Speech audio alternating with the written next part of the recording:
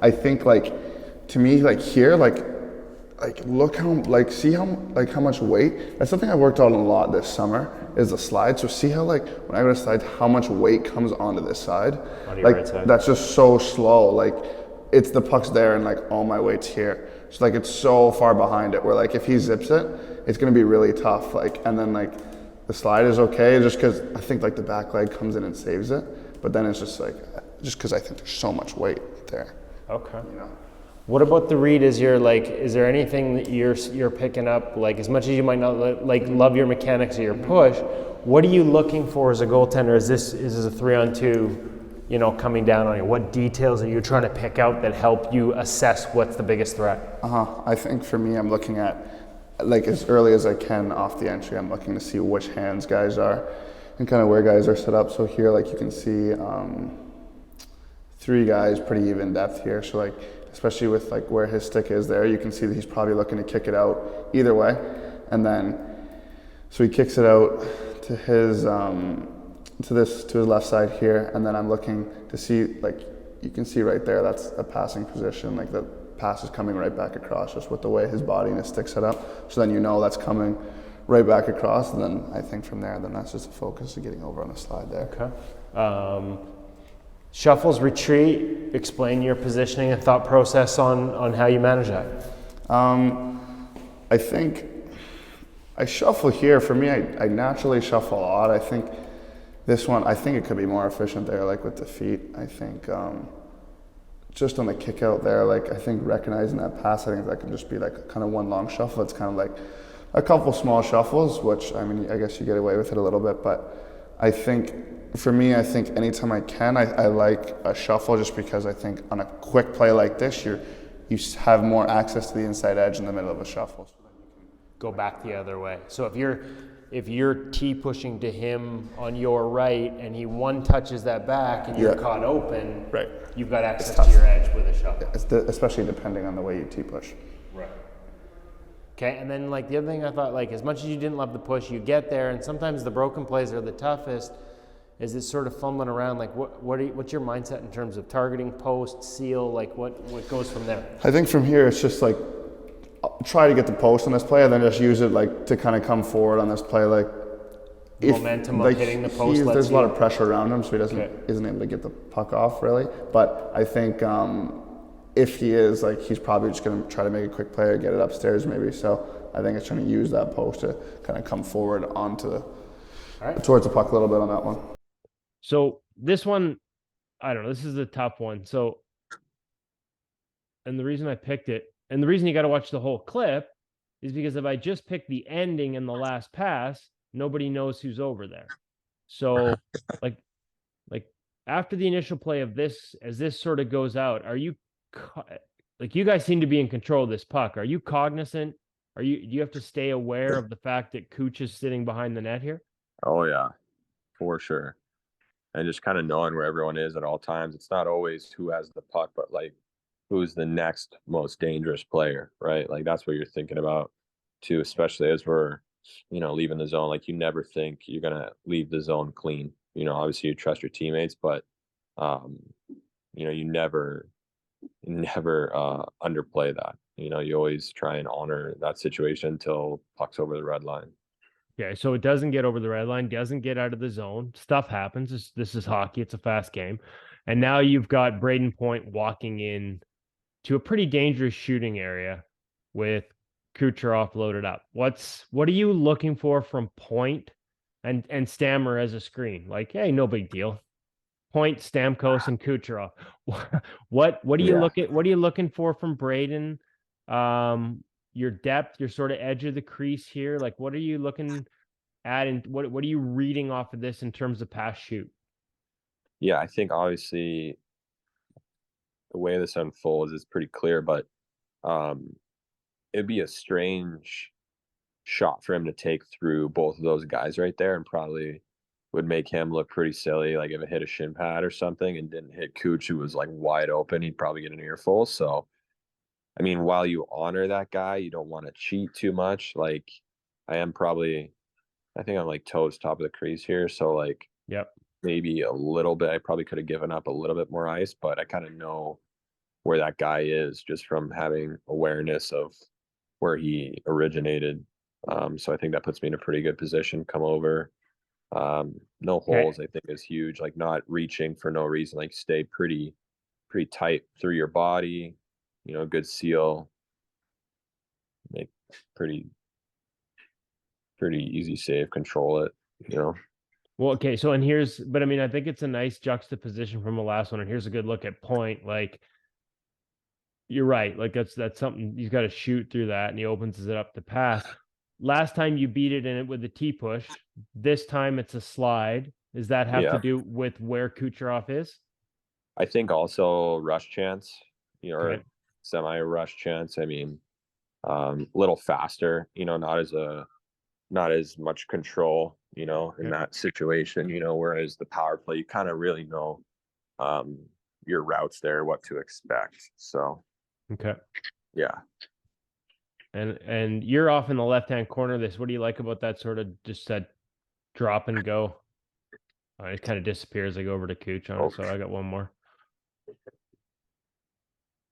Good camera work. I would have liked to not end up 20 feet outside the crease. But I was going to ask you, because you cut your route off short the other time because there's a tip deflection on Comfer. That's not something you got to worry about here, and so you're not targeting the post. You're giving yourself a chance to come through it. So as you see, what do you like? And I mean, grabs that. And, I don't know. He does have a lot of time there, but if he grabs it, stops, like you're gonna hold your edge there. You're gonna read that. You're gonna stop yourself in that angle. But like you see his stick. He's loading up. We do a drill. A drill with Clarkie. Sticks on the ice or sticks in the air. You make a different decision. So the fact he's got it loaded up and in the air, you're reading shot. The fact that he's got it loaded up, you can slide there. So yeah, definitely the fact that he's cocked and ready there, you're gonna slide. But yeah, you get your feet if he's giving you a little bit more time. I think we're almost done anyways. Like I said, we just stopped. This So is the 2-0 one, exactly. It's a 2-0. So what you're reading is in the neutral zone. What are you looking for?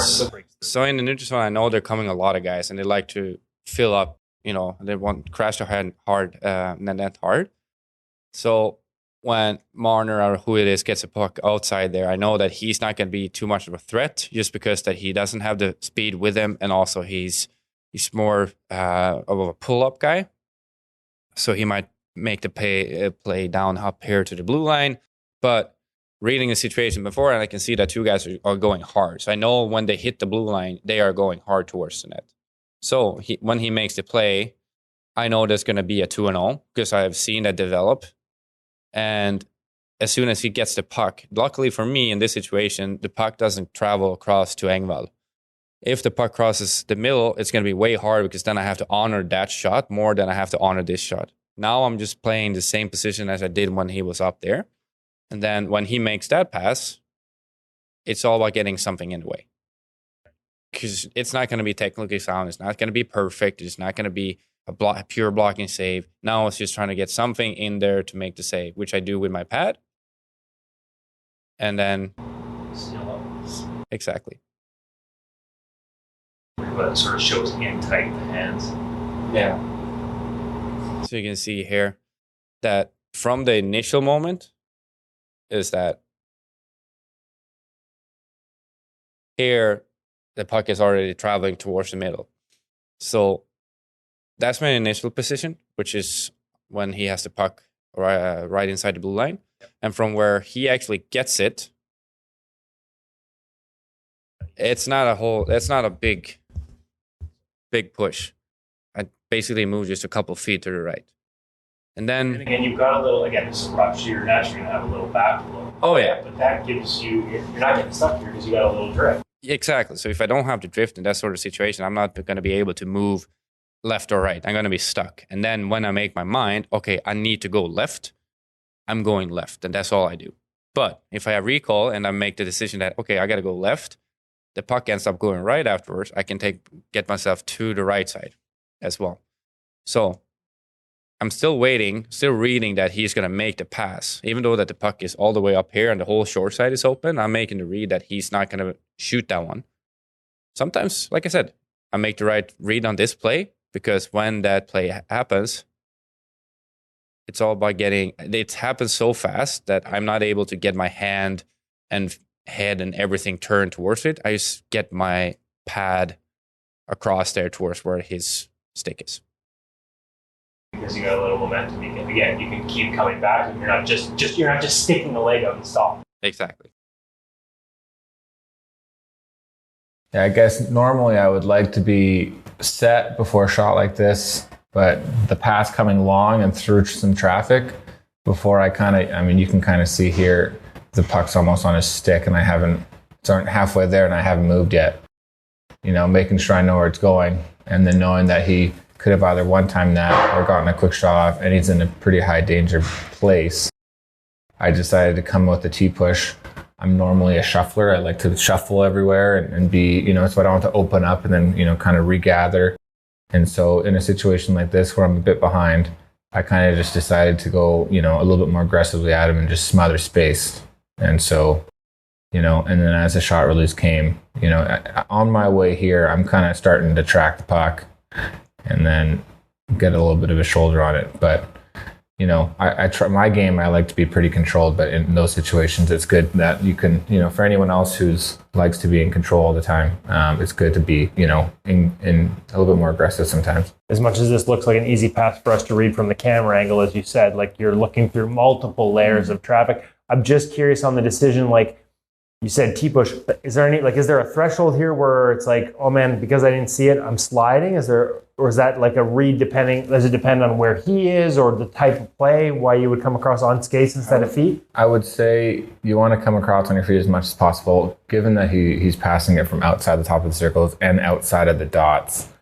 You should be able to get to anywhere on your feet, I would say, at this level at least. I wouldn't.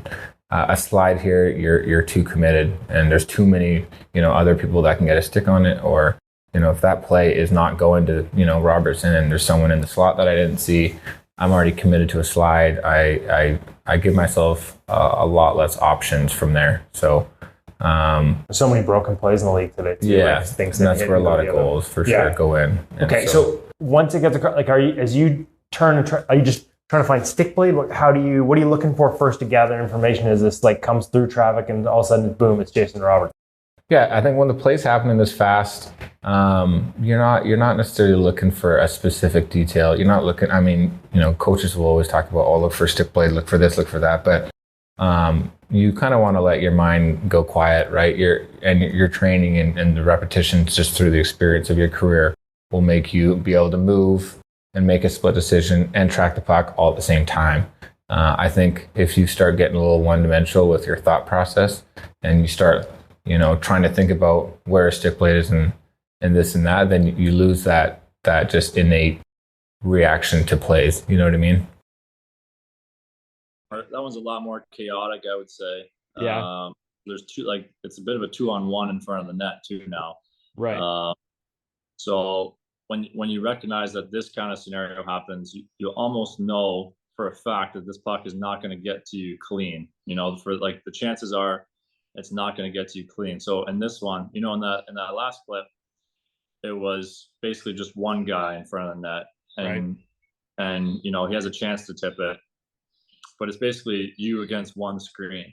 This one, there's a lot more nonsense going on, I guess you could say. Yeah.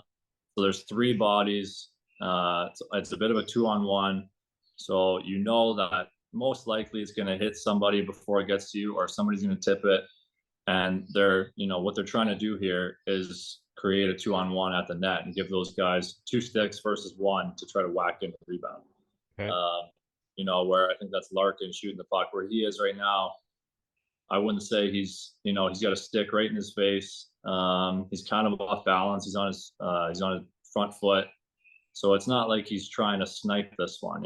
He's probably thinking this is probably not going to go in, but he sees that it's not going to go in clean, I should say. Right. But he sees that there's a lot of traffic and a lot of stuff going on in front. So he's basically just trying to float this one in. So this one, it's very important on these types of plays to, like I said in the last clip, to stay compact and to not like kind of wave at the puck even.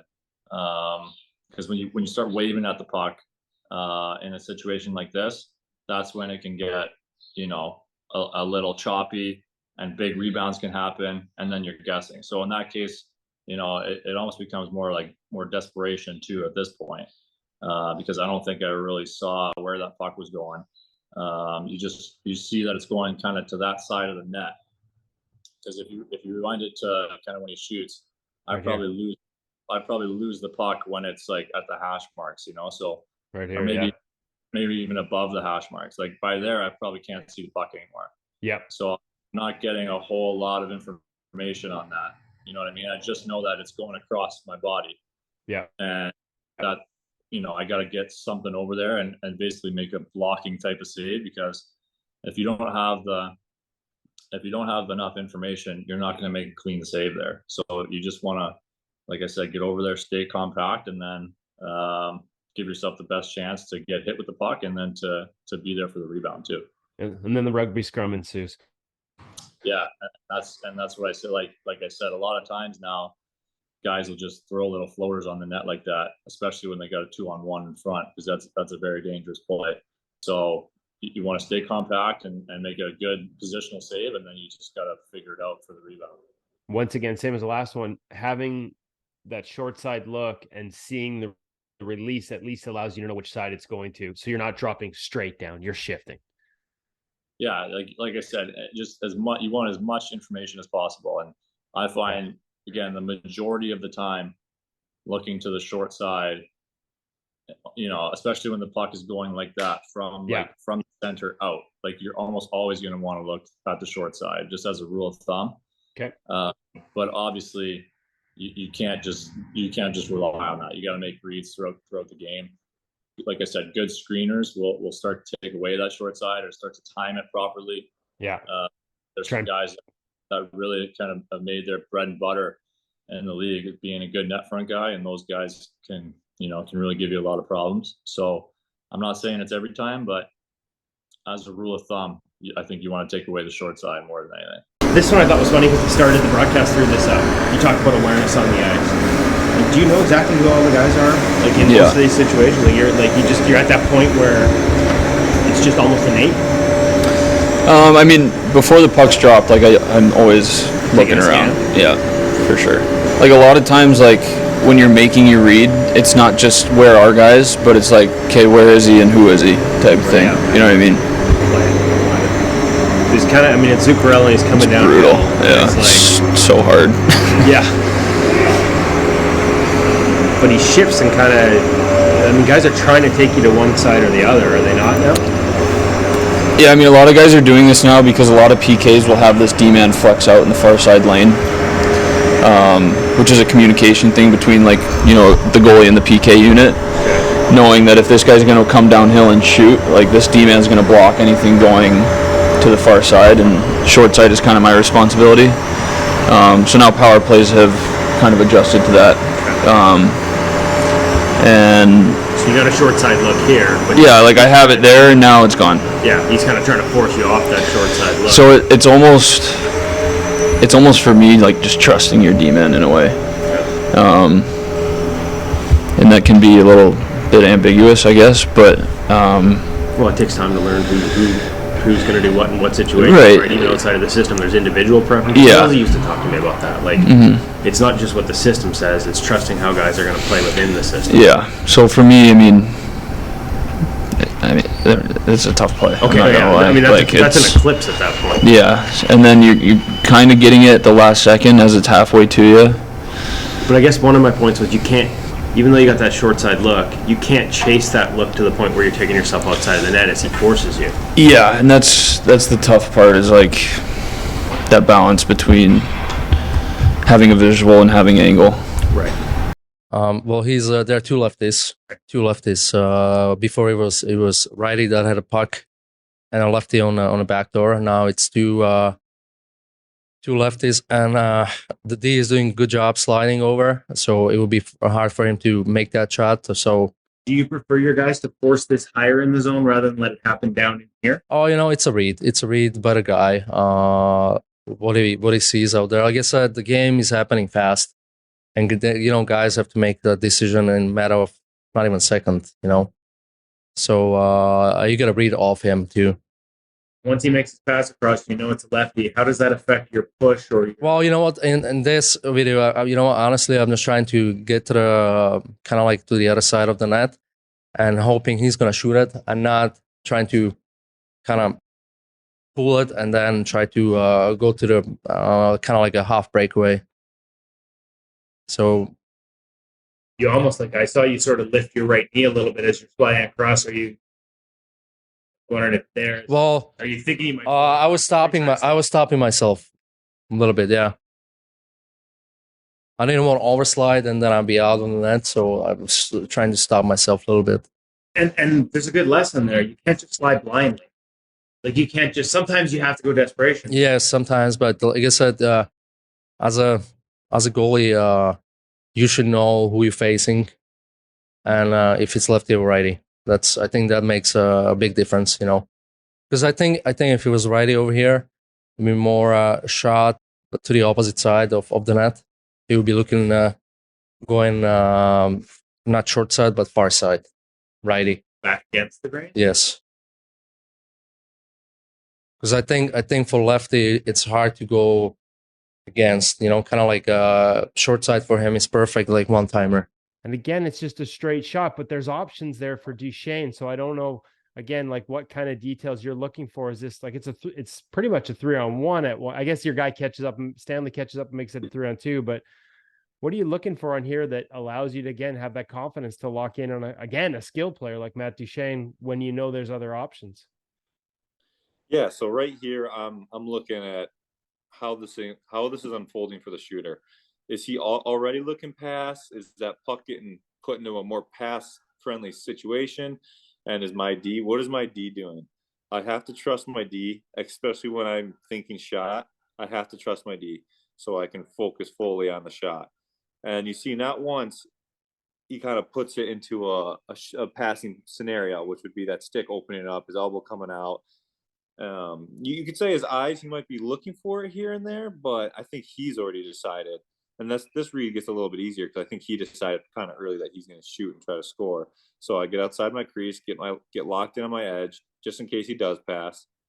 And then as he decides where he's going, you can just kind of feel where he's trying to shoot this puck. And again, similar scenario, not a lot of backwards flow, just holding and patience against him. Mm-hmm. Here's another look. You got to trust your feet. Yep. As you're looking at his hands, like you said, his head's not necessarily looking at you till about this point. Is there anything you see in the way he's moving this puck, not pass or shoot, but in terms of where he's shooting? Can you share any insights? The ability to read pucks off blades is remarkable to me, what you guys do at your level. Mm-hmm. Yeah, I mean, you could really take it to a whole new level and say, yeah, that puck's relatively far up in his body. I know right there he kind of gets in front of it, but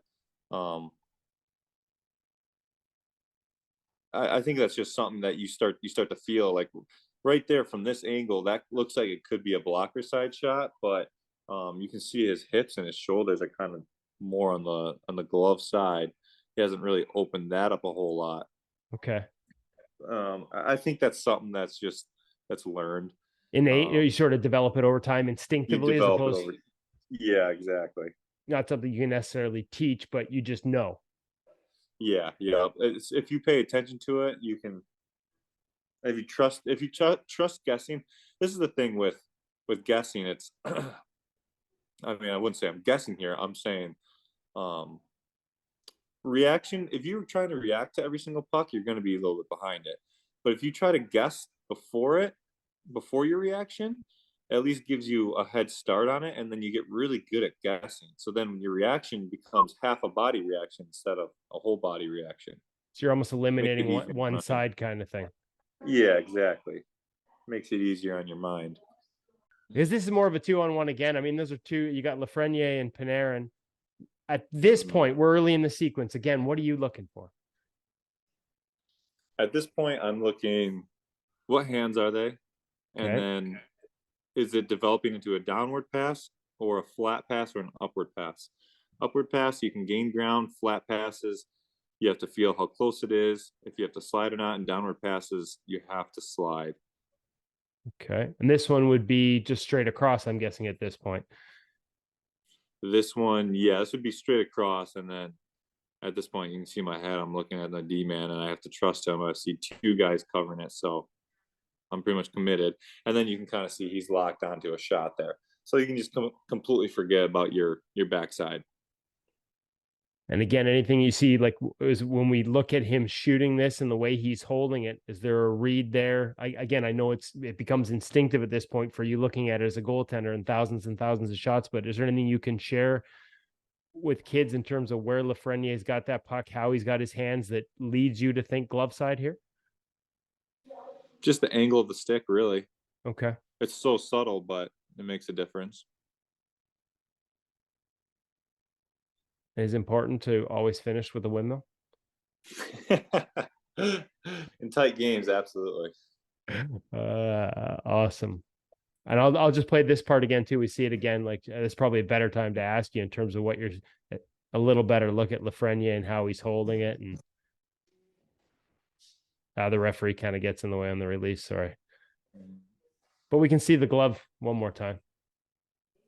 That art of sort of one knee down, where a lot of guys will, is that sort of that what you talked about, the half, picking a side and only having to worry about half the side, that allow you to have that patience, where a lot of guys would be both knees down, as you would, the way you sort of hold that side patiently. Yeah. I mean, a lot goes into that. I'm not just a drop butterfly, because I feel like when you drop butterfly too much, your hands get pulled out of the way, your shoulders get pulled out of the way. So this is more of a patience type deal. I'm only going down on one knee. To be honest, I don't know exactly why I went down on one knee, because my reaction is all with my glove side. I think that's more of just like a balance type deal. Yeah. But yeah, at this point, I got my toes outside the top of the crease, which is crucial, because you can kind of see right now that he is not turned over looking for a pass. Now, you can see the backdoor guy is a little bit lower, so it would be a slide scenario. Okay. But I pick up right there. You can kind of see my head picking up on what's going on. I pick up that my D-man just went down, and that's where you got to use trust. I'm going to have to trust him in this point and keep my feet set and not give any ice, because this is most likely going to be a shot just based on what he's showing. I mean, he could, if he passes from here, he would have to open up his body, open up his stick, which gives me time to get out of my locked position. So I just hold my ground, and yeah, here comes the shot. The patience is remarkable. Now, it's funny you talk about the hands and the stick here, Connor, because the one thing I'll give Dylan credit for, I mean, he's a hell of a player. I don't know that he looks at you once in this. Like, I think a lot of amateur goalies would be like, oh man, he's passing, because like his head is sort of looking at the pass option, I feel like, almost the entire way. Yeah, so if he was going to pass, it would have been probably 2 seconds back. Okay. So if you want to roll that back to the top of the circle, I will. Thank you. Right when he pulls that off his backhand, not there. Well, he could try to pass there. Okay. And then once he hesitates, it's less likely, just through repetition. And then the other chance he has to pass is right there. And since he doesn't, I don't have to. And even if he tried there, he would still have to open up his body a little more. His elbow would have came out. His shoulders would have had to rotate a little bit. And then it would have given me a little bit of time to at least adjust my depth. But he didn't do any of that. So I held my ground. I always hold my ground in my starting position. And then things that happen can change what I'm reading. Okay. So the other thing too is, you talk about holding your ground. A lot of guys would like to play this with backwards flow, so that if that pass does go across, they've got a little bit of momentum. Again, you talk about holding your ground, and I'm not sure anyone holds their ground as well as you, to be quite frank. Like, your ability to hold ground, is that just a trust in your ability to get across without needing momentum or flow? I haven't seen you use a lot of flow in your game. Yeah, no, I do a lot of movement work, and especially in the summers, and I trust my feet. I think the most important part for for getting places is your eyes. It's not your body. Your body's, even with flow, your body's going to get to where it needs to get to based on if your eyes can get over. So for me, I trust how fast my eyes are, and once I'm locked in the edge, it's probably the strongest push I can possibly get. And then with good details and mechanics, I know I can get there.